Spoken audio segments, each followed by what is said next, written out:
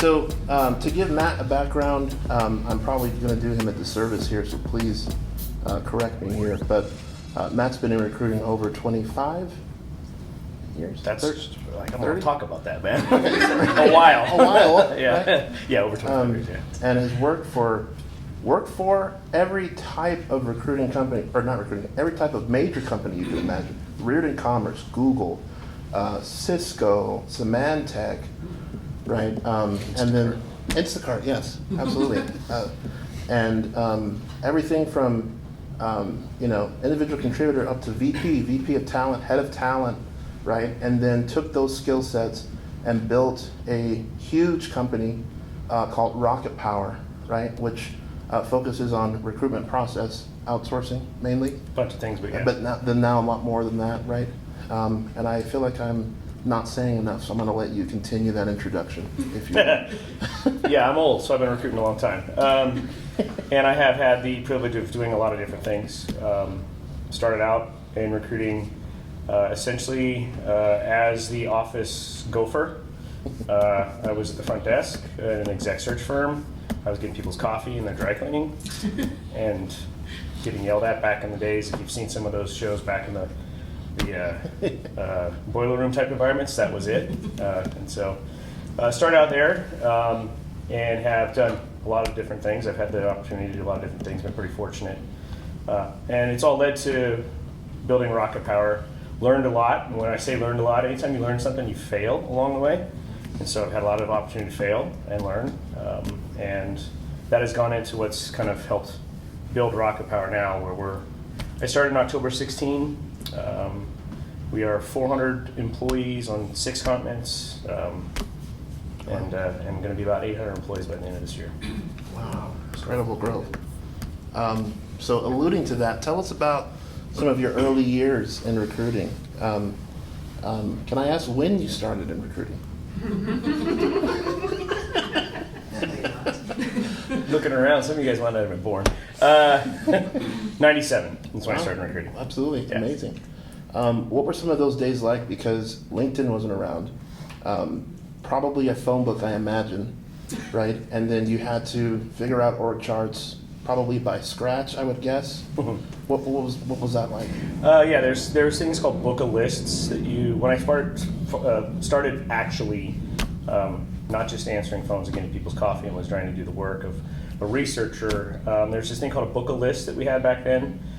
These things called filing cabinets, you might have heard of those, and these yellow tablets and pens. And we would just basically do all sorts of things. My job was to build out org charts of companies, and the way that I would do it is I would call up and I'd be like, my name is Mat Caldwell. I'm an engineering student at Berkeley, and I'm writing my thesis on how engineering teams are built.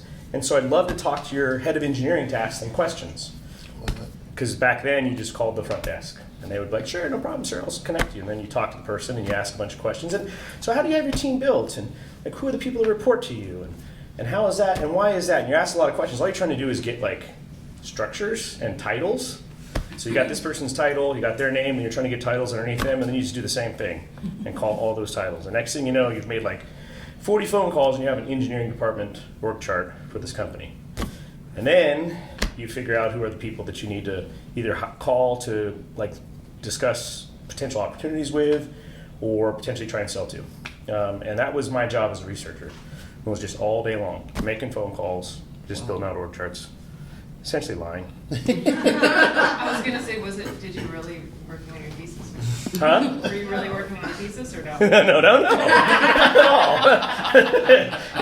A lot of people believed it. Gone past the gatekeeper, though. Yeah. Back then they didn't have like the automated systems like they do now. Right. And so, yeah. That's why I think people like us are the reason why we have automated systems now, because you can't just call and, like, when they first put the automated systems in, you could be like hitting certain numbers and they would tell you, do you want to talk to so-and-so, the director of this? And you're like, yeah, sure, okay, that's what. But even now it's gotten more protective than that. So things have, that's good. Things have definitely changed, right? Like from back then you had to kind of figure out this process manually, and then now you're into a place where you have LinkedIn, we have a lot of different groups and communities and things of that nature. What are some other things that you've seen that have changed over the years and what should someone who's new to this world, what should they look for? What should they anticipate? Yeah, back when I started recruiting, it was about your Rolodex and the power of your Rolodex and who you knew. And so you would go build those org charts because it was difficult and you had to constantly keep up with it. Once LinkedIn came out, it destroyed the power of the Rolodex. You didn't need a Rolodex anymore because now you could just find anybody. You just look them up, know the company, and just start doing research that way. So anytime you had a job rec that you needed to hire for, it was much easier to find people. It wasn't some Rolodex of people that you had. And so then at that point, recruiting shifted to your ability to calibrate with what they needed, your ability to understand the overall nuance of the role. And so I always like to say, if you give me a job spec, for the majority of the time, I can find 1,000 people that can do that job. Why you choose Jane over John is all of the soft intangibles that never show up in a job description. And so that's what recruiting became at that point, is really understanding those soft skills, those things that are going to make it so that you want to hire this person over this person, and actually understanding why you want to hire this person over this person. And that's really kind of like the stuff you were talking about earlier when I was working, but here you about understanding empathy and understanding how to communicate. The communication is what became a big thing. I think also engagement, getting people to engage with you when you do outreaches, whether it's on the phone or an email. I think that's some of the big changes from when I first started to when LinkedIn came in and kind of shifted the need to no longer, not about who you know, but about how you talk and how you communicate and engage. Absolutely, yeah, no, that's huge. Things have definitely changed, and it's good to see that. What are some of the things that you see coming up in the future based on what you've experienced back then, what you're seeing now, the landscape and how that's shifting? What should we be, looking out for and anticipating coming up?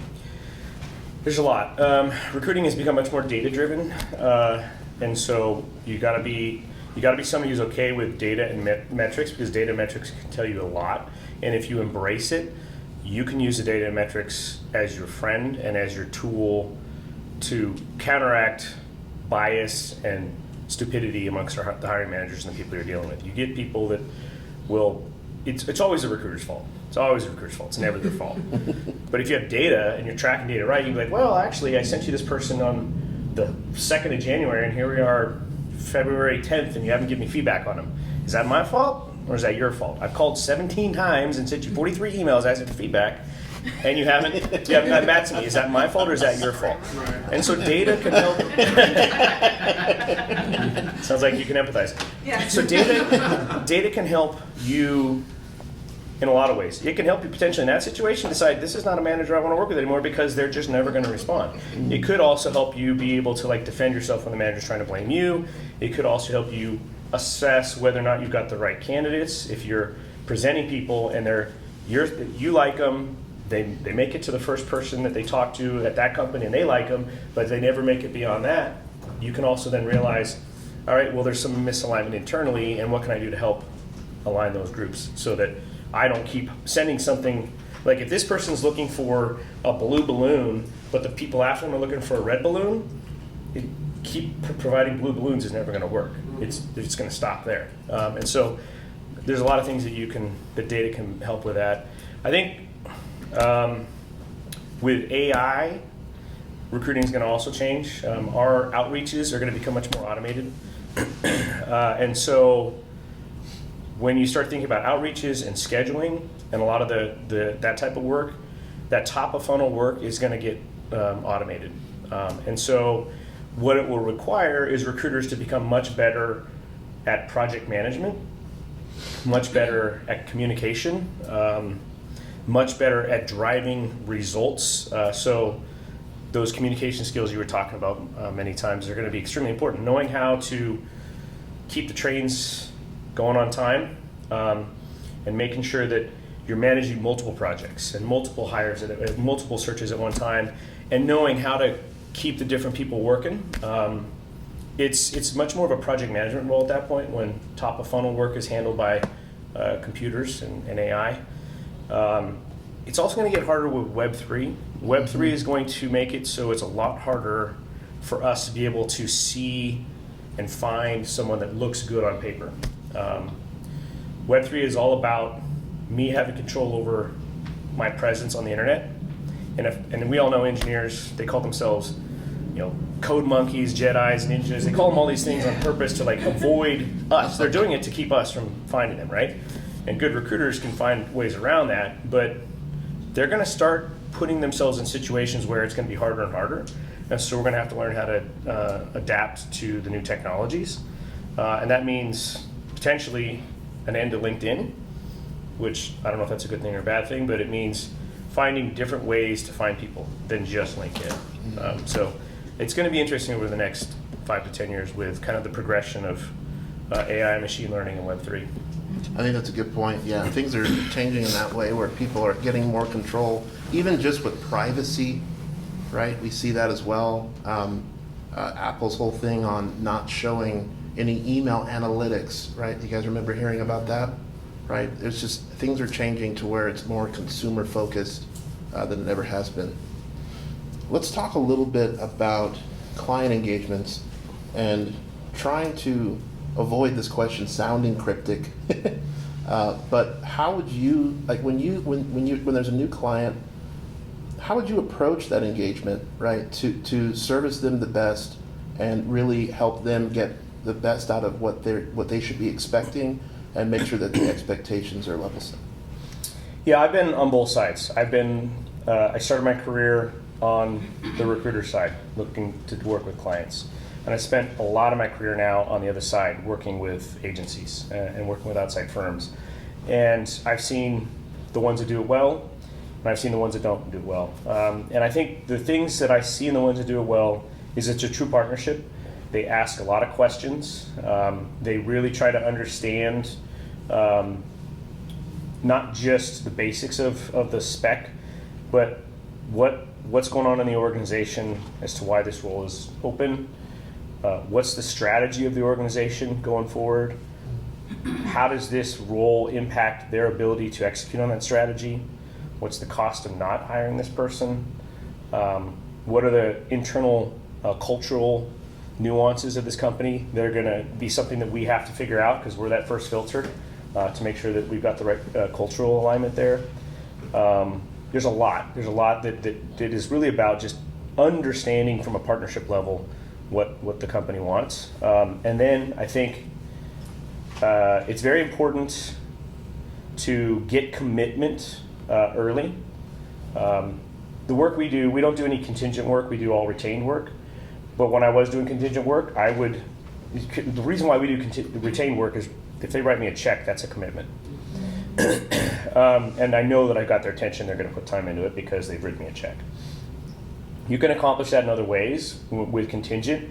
I think one of the important things is making sure that you get a commitment from them that they will give you time on a regular basis, weekly basis, sit with you. So you're talking with them, great, I'm going to do a bunch of work. I'm going to, I think early on it should also be, one of the things I like to do is set up a calibration meeting. So I've sat with them, I talk to them, ask all these questions, and then I will go and get like 5 or 10 profiles really quickly and just say, hey, these aren't real people, I haven't talked to them yet, they're not real candidates, but I think I've heard something from you. Now I want you to take a look at what my interpretation of what I heard from you is, and I want you to give me real feedback. Because you'll be 75% calibrated, and then when they sit there and they look at those 10 profiles and say yes and no, and why no, I always say, tell me more about no than yes. I use this illustration a lot. A sniper always has a spotter. And if a sniper misses the bullseye and the spotter says, you missed, thanks, that doesn't help. Right. The spotter always says 2 inches high and 1 inch left. So the sniper can then calibrate, right? So I want to know about the nose more than the bullseyes. If I hit a bullseye, great. But what I want to know is how I missed and why. And that's what I always do early on is tell them I'm going to give you a calibration pool, and these are not real people, these are not real candidates. I have not talked to them necessarily. They could be somebody that's in my ATS, maybe not. But I don't want you to look at it like that. I want you to look at it as homework and education for me. And you can usually turn that around pretty quickly, like within a day. And then after that, it's like, all right, I'm going to go to work. I'm going to get you some people quickly. And then what I want is a regular weekly meeting with you. 15 minutes. Just need 15 minutes to go through the people. Because if they will put that time in, then you know that recruiting is real to them. Everybody says, hiring's my number one priority, hiring's my number one priority, hiring's my number one priority. And they never make time for it. And it's like, bull crap. If it's your number one priority, you're gonna make time for it. And so that also is a way for me to assess whether this is a client I wanna spend a lot of time with.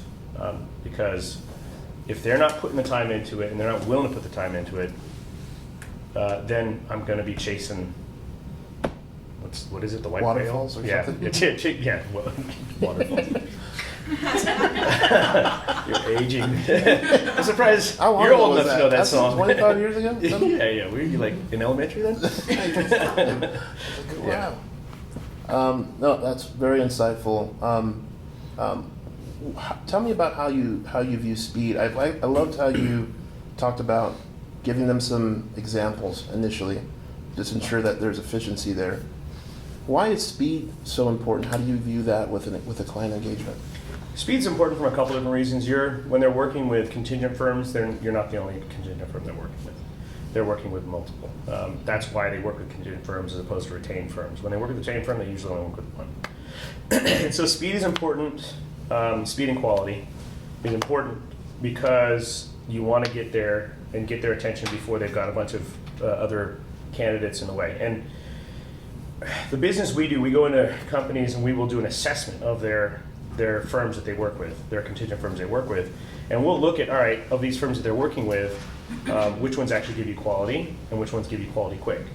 And it's because, so there's, I'm ADD, so I've got like 7 thoughts going through my head. So speed is important because from a competitive perspective of the contingent firms. You gotta have quality though, because if you just are quick and throw a bunch of crap, it doesn't matter. Then they're just gonna stop listening to you. Right. Speed is important for them because whatever hire you're helping them make, they have business goals. Those business goals are in place so that they can achieve the things they want to achieve so they can beat their competition. They're all competing with somebody else. And the quicker that they can get that hire filled, the quicker they can get somebody working towards achieving that business goal, the more likely they're going to beat their competition. So speed it's almost meta. It's better. It's good for everybody. And so they want things to be fast. It's always yesterday. I mean, whenever I'm talking to an organization, and I talk today to organizations every day, helping them, like I'm trying to close them on like using us for our services. And then I always say, yeah, I know the answer is yesterday, but when do you really need this hire? It's always yesterday. I mean, it's always they come to us when it's too late. I mean, that's just the bottom line. You should have come to us 2 months ago. That's always the way it is. And so they're always in a position where they need this hire quickly. And so it helps them, it helps you, it helps the company. It's just a really important thing. Absolutely, 100%. Let's talk about some wins and losses, right? Vast career, worked for multiple companies. Vast career. I mean, hey, AKA old. well, I mean, it's definitely some room for you to be able to, have a lot of success. Can you tell us about a couple of your biggest wins that you've had so far? I can think biggest wins when I was recruiting for individual roles, and I think I can think also just in terms of my career. Sure. Biggest win in my recruiting career is I was working in the .com days. How many here actually know what that means? Working in the .com days back in my when I started my first RPO, and I was doing exec search for this company, and I was sitting with a CEO who was 25, first real job, thought he knew everything, and they were doing this really cool thing where they were helping. It ended up getting bought by Yahoo Weather, the company. They're doing this really cool thing with weather and with buoys in the ocean and satellites, and it was all about servicing container ships. Because container ships, the biggest expense in getting container ships across the ocean is weather. And so they had this network set up of buoys and satellites that would track currents in the ocean, and then that would be available on a subscription basis to all these tankers, these big container ships, and they could then move themselves around weather. So they could get, you don't lose inventory because it doesn't fall off the boat. and you don't waste a bunch of diesel. Basically, what it boils down to. So, really brilliant idea. And he wanted to hire a head of sales.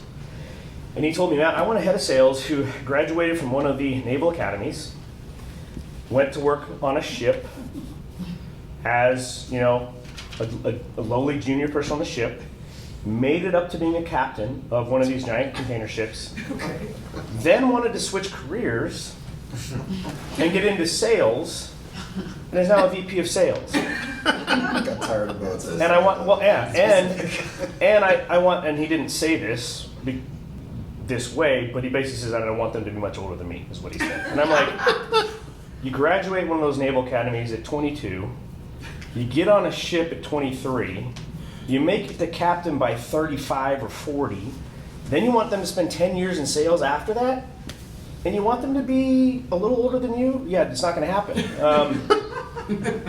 It's just not going to happen. And we've all dealt with that with people that have all these types of biases and stuff. I had to really work hard to get him to understand that he was, besides the fact he's being ageist, he's just also being dumb. He's just being dumb. Like, it's just not possible. There literally is nobody out there. And there's people out there in the world that have that profile, but they're 50. They're not this person who, because he also had this he was very insecure about people older than him that were peers to him. It was a weird Silicon Valley stereotypical issue. But I got him to finally get over, he's going to have to pick or choose. Either someone who's got 10 years of experience selling this type of service to these individuals who didn't have that captain capabilities, or someone who's going to be in their late 40s, early 50s, because that's just the reality. If he wants both of those things, they're not going to make it to captain until they're at least in their mid-30s. And then you want them to be a VP of sales, that's an 8 to 10 year career on top of that. So I finally got him to change his mind on not necessarily needing to be a captain. And just somebody that had 10 years of experience in the industry, selling in that industry, selling to companies in the container space, understanding how the container space works, the cargo space works. Took a while, took about 2 months just to get him to change his mind, basically providing all sorts of candidates and him yelling at me and saying I'm stupid, I don't get it, I'm not listening, and all these things that we always hear all the time. And then finally he ended up he hired I think the guy was still probably 15 years older than him, but he had a baby face, so I think that helped. And ended up hiring a VP of sales who crushed it, and then was there all the way through the time when Yahoo bought them. So when you look at Yahoo Weather, this company's underlying technology is what supplies a lot of those stuff for Yahoo Weather. Phenomenal. So pretty cool. Yeah, that's amazing. Yeah. Biggest wins career-wise is RocketPower, for sure, by far. I've never had 400 employees before. I think before this, my first RPO was 98, 99 is when I started it, and it basically crashed and burned with the .com collapse. And in 2001, we hit about $8 million of revenue. I think I had about 30 employees. So this is by far my biggest success. Wow, right on. Yeah. Very cool. Excellent. What about the other side of the coin? A major loss you're okay with chatting about? Yeah. I don't remember the losses on the recruiting side. I honestly don't. I just, if I don't get it, move on. Next. I just don't dwell on that. And I really, when I saw that question, when you sent it to me, I was like, I don't honestly remember a major failure like when I just didn't close something. And I have. I've failed a lot, but I just literally just onward. I think that's important. Yeah, just get it out of our minds. Be upset for a day, right, and then move on the next day and get over it, right, and learn from it. Exactly. Yeah. No, just. I didn't mean it like get over it. I didn't mean it like that. But just moving on and not dwelling on it, right, and not having regrets in that way, but we appreciate the things that we learned. Absolutely. I think the failure that hit me the most, I hate talking about this sometimes, but the failure that hit me the most was my first RPO. I hired a bunch of friends. you have to think about this with some of these people you got working with. I hired a bunch of friends, and we had a lot of success. I brought on an individual as a partner. I learned something there about how to think about bringing people in as partners. But that person was an equal partner. And we were getting through the .com, and I was starting to read the tea leaves about, I'm not sure if the .com startup world is going to continue to last very long. I saw, based off of my contacts that I had, that there's potentially some underlying issues. So I want to start diversifying. I want to start diversifying out of the RPO space. Well, I want to say an RPO, but out of just working with these seed, Series A, Series B startups, and start going after enterprise stuff. My co-founder, the guy that I brought in after about a year of starting the business, he wanted to stay focused, and so we were we were at odds, and I was too passive. I didn't force the issue when I was convinced I was right, and kind of just stalled. I just didn't do much. It's like, all right, well, we don't have agreement, so we'll just kind of keep going. Even though I knew it was not right. I knew it wasn't going to work. And what ended up happening is the .bomb happened. All of our clients lost money. All of our clients went out of business. And I like to say this. My dad started a couple different businesses, one of which was a janitorial business. And he always used to say the last people that get paid are janitors. I argue that the recruiters are also the last people that get paid. And I remember when our clients stopped paying us. And I got some good advice from my dad at one point. Said keep 12 months in the bank at all times. Keep 12 months of bills in the bank at all times. And I personally had 12 months of money in the bank, but the company didn't. And we stopped getting paid. And I started, all these people who were friends of mine, people who I knew their kids, I knew their significant others, I had to lay them off. And I knew what it meant for them. I knew it meant they weren't going to be able to pay their bills. That freaking sucked. That really sucked. I hate talking about this. It sucked. And it made a huge impact on me in terms of how I approach everything going forward. It actually made me completely quit the idea of being an entrepreneur after that. I mean, when I shut the business down, I still knew how to sell. I still liked selling, but I did not want the responsibility of being responsible for your paycheck and whoever you love being responsible for, being dependent on that. So I just said, forget it. I'm just going to do sales for the next 5 years. I think I just said I'm going to do sales for the rest of my career. I'm never going to own a business again, because it sucks. Like, that's a heavy responsibility you've got, and sometimes people don't appreciate that. And it had a huge impact on me, and it made me. I learned from it, actually, and I'll tell you, like, what RocketPower is today, and the reason why we survived COVID is because of the stuff I learned from that. So it sucked. It was one of the worst experiences I've ever had to go through in my career, but it also is the reason why RocketPower is what it is today. And so, again, it's the same. It sucked, but it also was helpful. Yeah, absolutely. You learned from that. Thank you so much for sharing. That's, I can only imagine, right? No pressure, man. Yeah. No, absolutely. I think that also, things like that drive us to just really succeed, make things happen, right? And creates just a level of motivation that I think a lot of people have to learn that they have or find that they have. For you, let me ask some questions regarding motivation, because I think that's a good way to kind of dive into this subject here. What motivates, and you kind of sort of answered this just now, but what drives you to keep going? What motivates you to get through those tough times? Like, COVID just happened. Look at all the layoffs in 2020. The market just shifted. Yeah, some industries did well, but what sort of kept you on top of that, paying attention to that, being able to keep going through those struggles? I like to win. Yeah. I mean, Yeah. it boils down to I just like to win. I mean,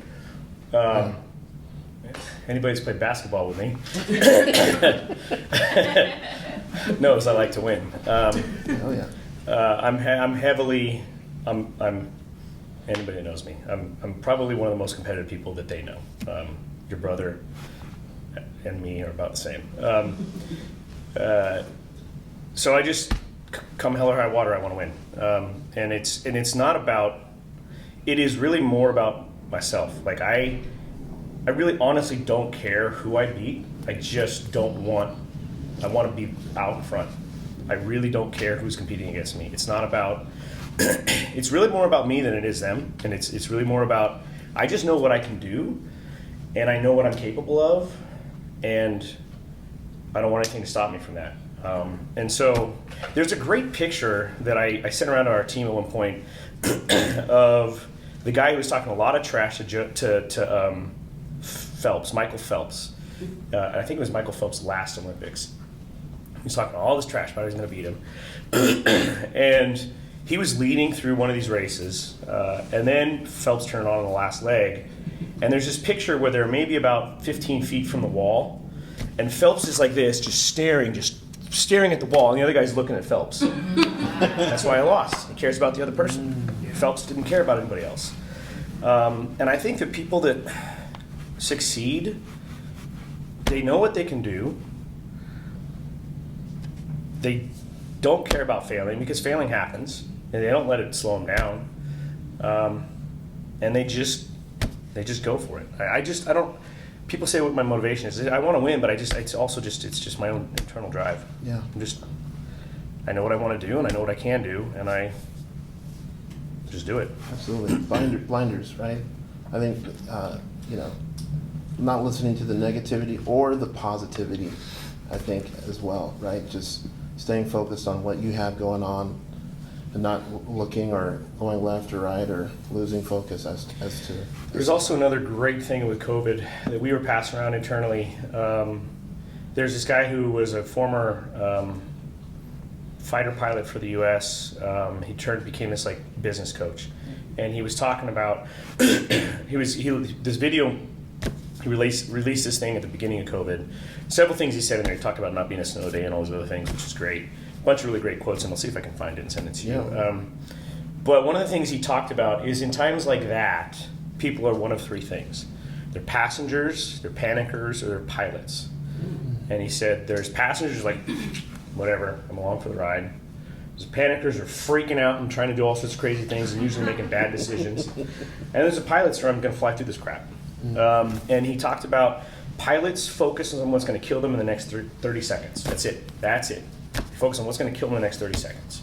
So that actually became our mantra internally. When we would sit around as a leadership team and talk about stuff during COVID, and our clients were going down and people were canceling orders and we're trying to figure out how to get through it, we were just like, what's going to kill us in the next 10 days? What's going to kill us in the next 10 days? It's all we focused on. And it's really about maniacal focus at that point. No, that's great to have that level of mind, very minute focus, right? Just not letting anything else disrupt us in that way. 100%. How do you approach goal setting, both short-term and long-term? Take COVID for the perfect example. Hardships, you're looking at what's going to kind of keep things happening. As you start to kind of see the world sort of turn the corner with dealing with it, people are starting to kind of get hired again. Now the landscape has changed. How do you approach goal setting in that way? Aggressively. I have always set very aggressive goals for myself and for our company. Set aggressive goals, and if we don't hit them, if we miss them by a little bit, I'm okay. If we miss them by a lot, and it's because of things that are within our control, I'm not okay. But I'll give you an example. So, started RocketPower in October of 16. So 17. So I think in 2016 we made $22,000. And then 17 we made like 1.8, and then 18 we made 8.3, Phenomenal. and then 19 we made 16.2, and we were just like awesome. And so we had this leadership meeting at the end of 2019, and we sat down as a leadership team. We're looking at how things are going. We're looking at the next year and what's coming up. And we're like, where do we want to be in 5 years?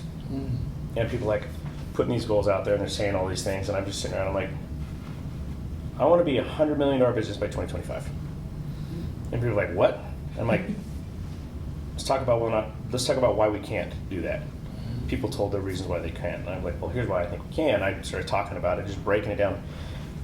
It seems huge, but if you break it down into components that are achievable, manageable, and realistic, and you stay focused on those things, you're not focused on the goal. That goal's out there, but you focus on what I got to do this quarter and what I got to do next quarter. And so we had that goal. We entered 2020. Through February 2020, we were on pace to be $30 million. That was our goal for 2020, was $30 million. And then we're going to be closer to 50 by 22, or by 21. We had all these goals. And that's how we're going to get to 100. And then everything fell apart. And then it was just like, I mean, honestly, 2020, we set the goal of 2020 was to stay alive. By about March, I had my CFO, I said, I want to know what our tree date is. And it was like, all right, when are we going to run out of money? That was all we focused on. It was like, the goal then was make enough money so that we can push that tree date from August 15th to September 1st. And then the goal was to close another deal that pushes it from September 1st to September 15th. And so the goals have to be really commensurate with what's going on in what you can actually control.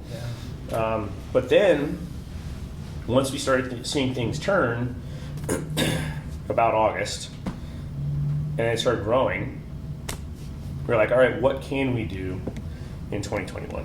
And so we went from 16.2 in 2019 to 5.7 in 2020.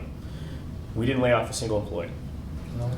We were able to help a lot of our clients hire, because our employees are all, so we're an RPO business, so the way we bill is we provide recruiters to companies.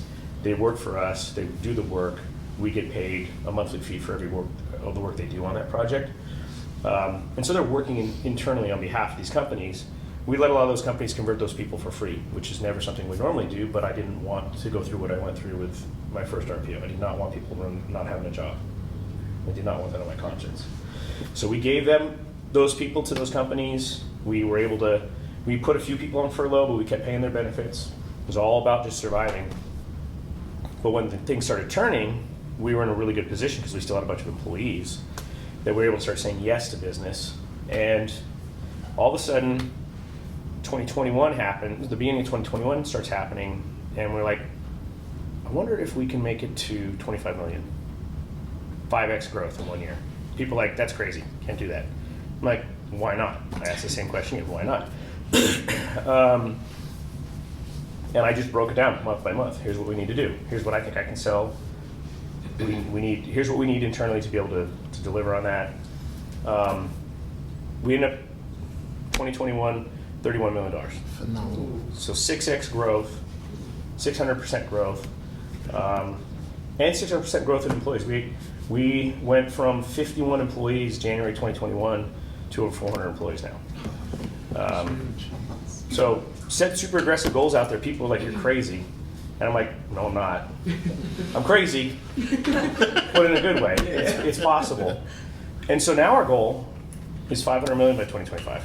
Phenomenal. And we're on target to hit $102 million this year. 9 figures. So now I'm like, is 500 enough? I mean, that's honestly how I think. So when you ask that question, I'm like, well, if we get to 102 by 2022, then we should be able to get to like 600 or 700. Like, that's just how I think. I mean, my goals everybody's always said my goals were aggressive, and they are, but the only time the only time we didn't hit a goal was 2020, but our adjusted goal was to survive, and we hit that goal too. So it's really, I believe in setting really aggressive goals and breaking them down into realistic chunks that you can get. And if you miss your goal, it's not the end of the world. But think about it. If you set a goal to grow by 500% and you grow by 400%, freaking awesome. Like, Absolutely. don't complain. I mean, that's still a huge, huge win. If you set a goal to grow by 500%, you grow by 250%. It's still freaking awesome. Yeah. But I'd rather swing as big as I can. You're gonna, Barry Yeah. Bonds style, strike out every once in a while, but hit a lot of home runs. Absolutely. I think that's key. I think there's a couple of things there. One is aim big, right? And then figure out the pathway to hit that target. Don't just aim, right, just for the sake of aiming, right? And say, oh, I want to hit $1 billion. How are you going to get there, right?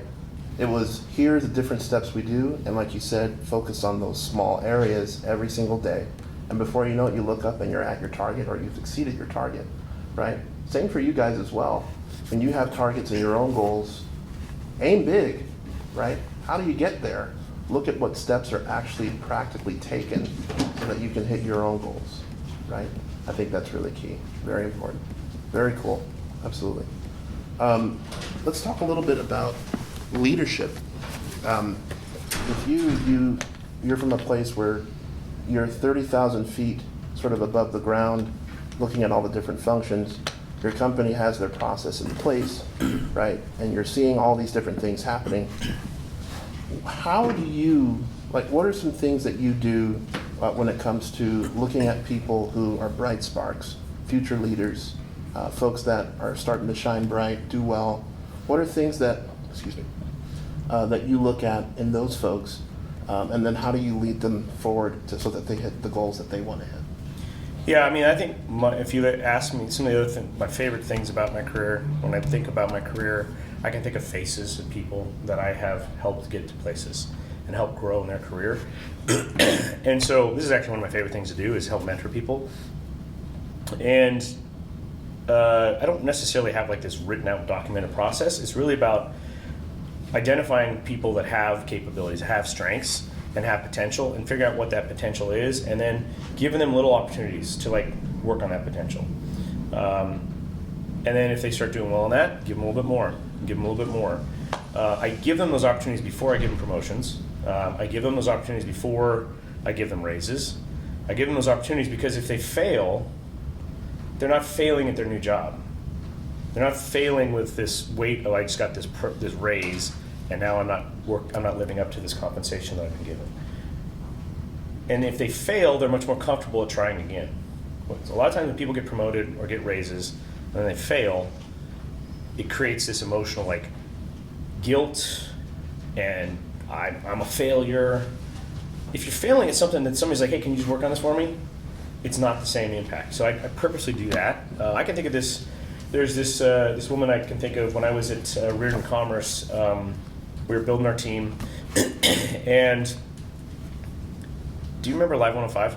Yes, I do. Anybody else from the Bay Area? Oh, yeah. Yeah. You remember Live 105? Alternative rock station. I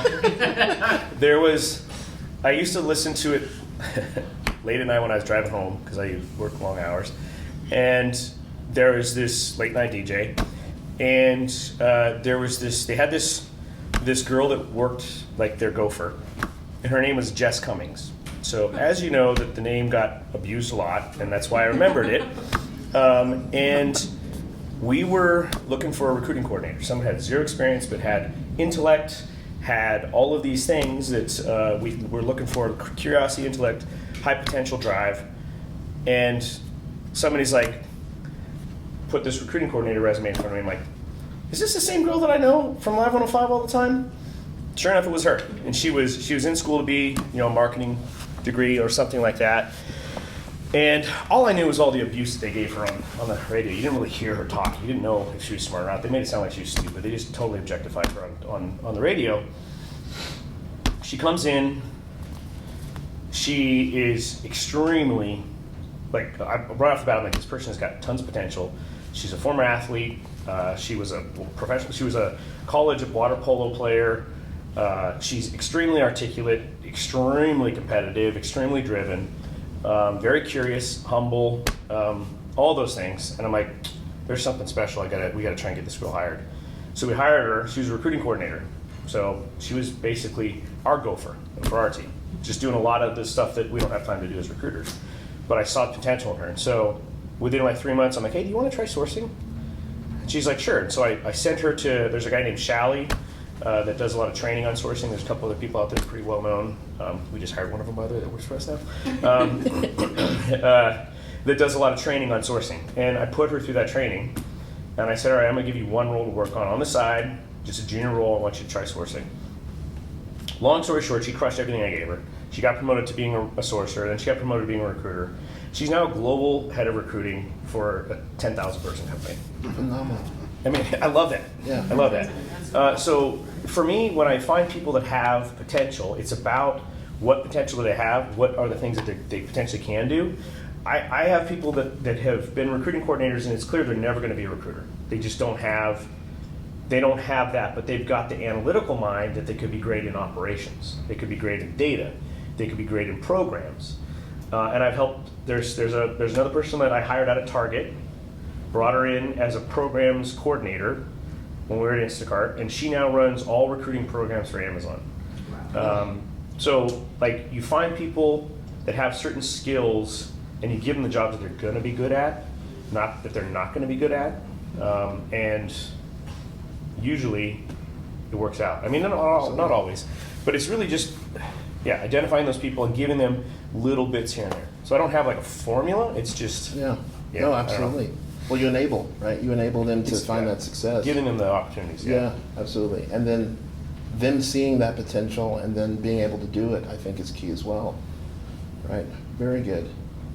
Well, really appreciate the time that you were able to spend answering questions and coming all the way out from the Bay Area.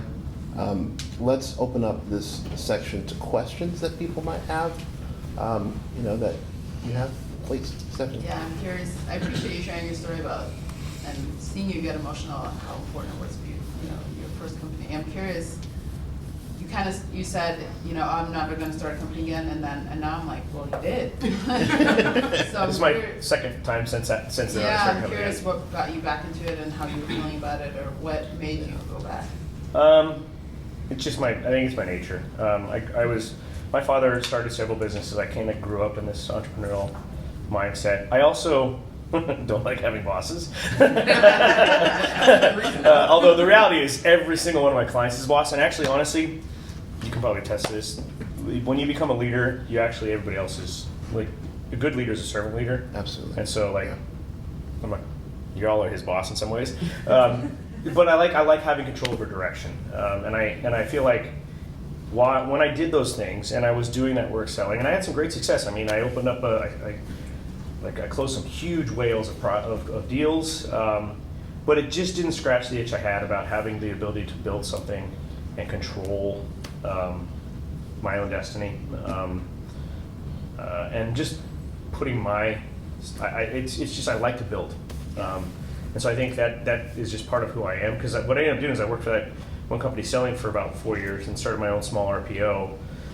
Again, I kept it small on purpose, and then that's how I got into being in-house. Is one of my clients finally convinced me to come in-house, and I slowly shut that business down, and then did the in-house stuff for 8 years, knowing all along I was going to go back out again. But I also felt that was great education, being in-house. So. What's the biggest thing you learned from the .com boom that you implemented in RocketPower or your other? The biggest?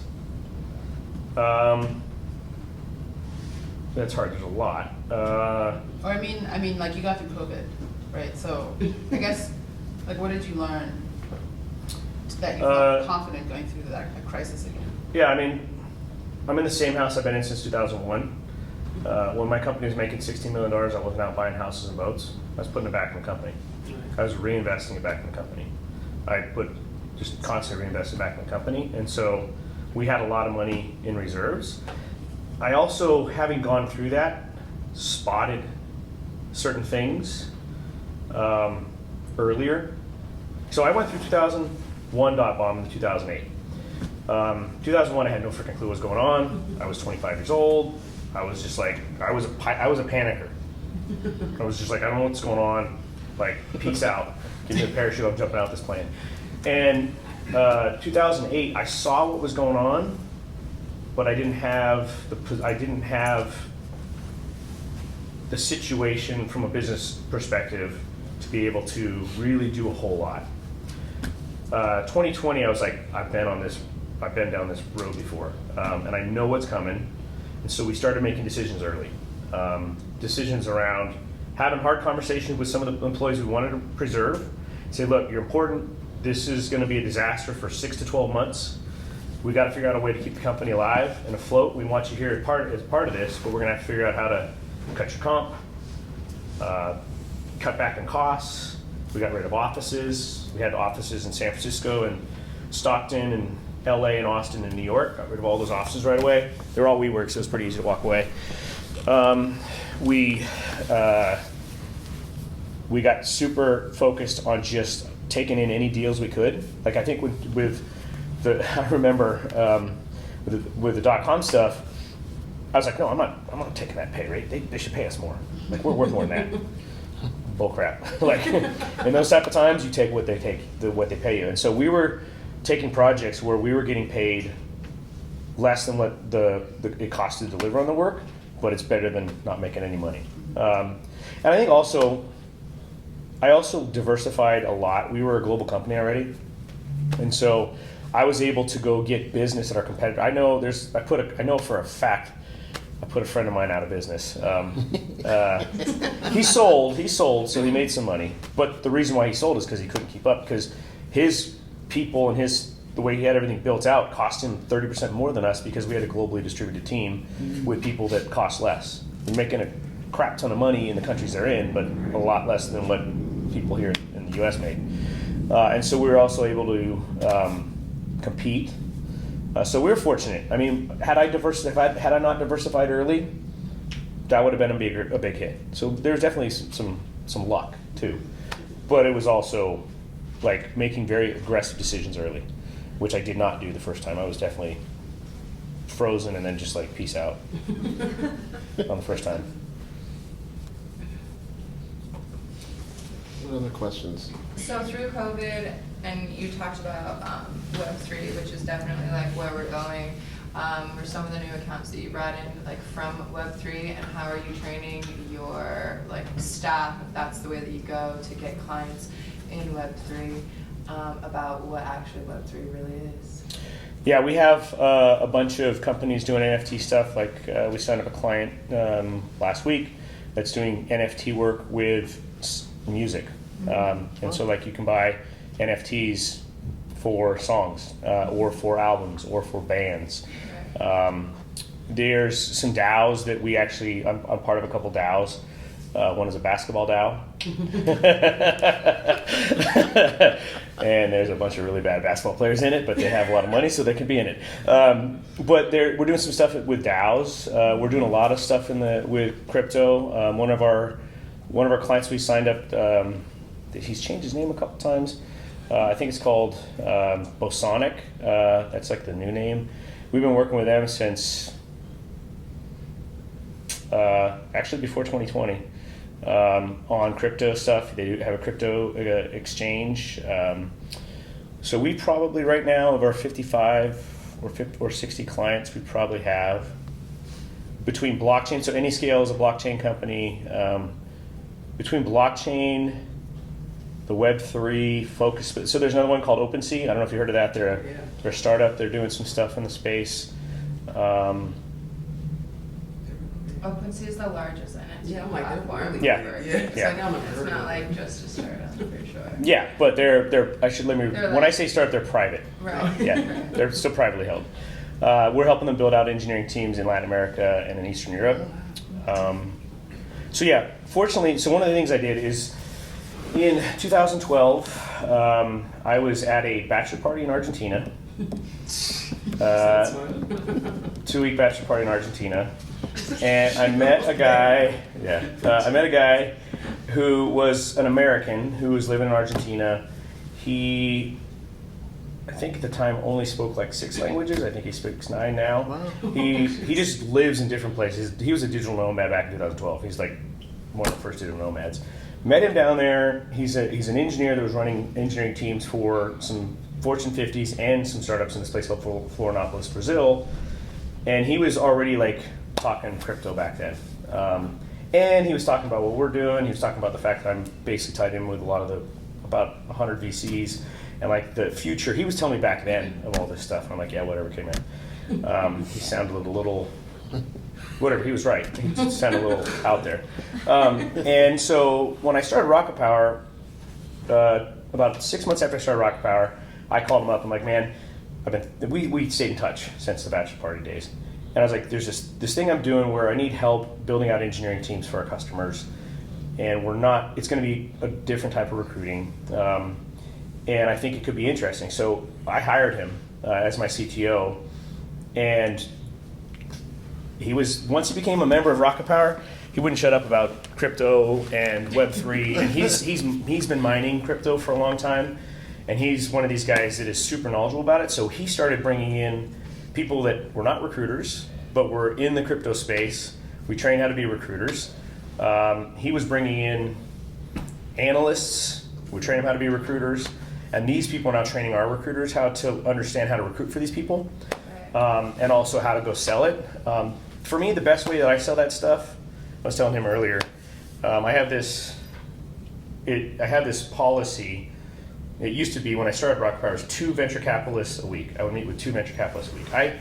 My 8 years internal, I got fortunate enough to be successful 3 times with 3 very well-known companies in the venture capital space, and that got me in the club, as it were. I knew I could call people and say, hey, I want to talk, and they would actually take my call, which I took tons of advantage of. So I would meet with 2 venture capitalists a week because, Mr. Venture Capitalist, if you think that I'm good and I got some stuff that I could do, 50 companies that you just invested in. So I don't call 50 companies, I call the guy that gets me to the 50 companies. And so I've been doing that since the beginning of RocketPower. And Andreessen has an individual that's just focused on that space. Greylock's got an individual just focused on that space. There's now venture capital firms that are coming up, they're just that's all they do. And so that's where I spend my time selling, is to those folks, because I say we're working with all these different companies, and they're like, cool, tell me what you're doing. We're hiring engineers for them in Argentina. We're hiring engineers for them in used to be Ukraine, but we're starting to not do that now with Russia potentially coming through the border. But like Turkey, Italy, we have engineers in Nigeria, we have engineers in South Africa. So we're helping these companies get access to good talent, and we're helping them hire all these folks. And when you do that, and you tell them that, and you can go into those conversations and say, hey, this is who we're doing for these people, it opens the doors more. So I'm doing the sales for it, but it's really me talking to the VCs and basically showing them what Brett, our CTO, has been doing for the last 4 years, and just referencing these companies that we work with. Yeah, Web3 is global, so you're ahead of the curve already. Yeah, that was accidental. I mean, we got ahead. We got global because I wanted to diversify our ability to deliver across, because I wanted to be in Europe, I wanted to be in Asia. And then what we purposely did is LATAM supports the US, Africa supports Europe, and then Asia kind of just all supports itself. We have stuff going on in Australia, supported by people in India. We have stuff going on in China, supported by people in Australia. We got stuff going on in Singapore. So we just kind of divided up the world into thirds, and the vision was to be able to have this ability to deliver across the world, and then it happened to be fortunate that it blended itself well to Web3.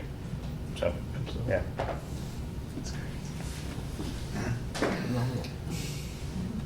Any other questions, guys? Well, let's give Matt a big round of applause. Really appreciate it.